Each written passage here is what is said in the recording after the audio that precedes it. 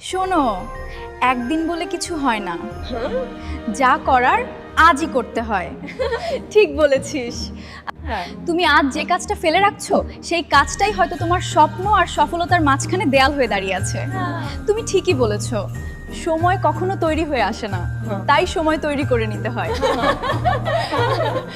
একদম এক্স্যাক্টলি। আজকের 1 ঘন্টা পরিশ্রম, আগামীকালের 1 ধাপ সাফল্য।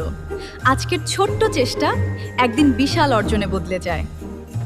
হয়তো এখন কেউ তোমাকে বিশ্বাস করছে না, হয়তো সবাই বলছে তুমি পারবে না, আমি কি করব বুঝতে পারছি না, কিন্তু মনে রেখো আমরা তোমার পাশে আছি। তুমি ঠিকই বলেছো, গাছ বড় হলে সবাই মূল্য বোঝে। হ্যাঁ, ছোটবেলায় কেউ ভাবেনি, আমাদেরও তো তেমন মনে হয়। তাই অন্যের কথায় থেমে যেও না, নিজেকে প্রতিদিন বলো, নাও আমি শুরু করেছি, তাই আমিই শেষ পর্যন্ত পৌঁছাবো। একদিন তোমার পরিশ্রমই তোমার পরিচয় হয়ে দাঁড়াবে, আর সেই দিন তুমি নিজেকেই ধন্যবাদ দেবে আজ শুরু করার জন্য।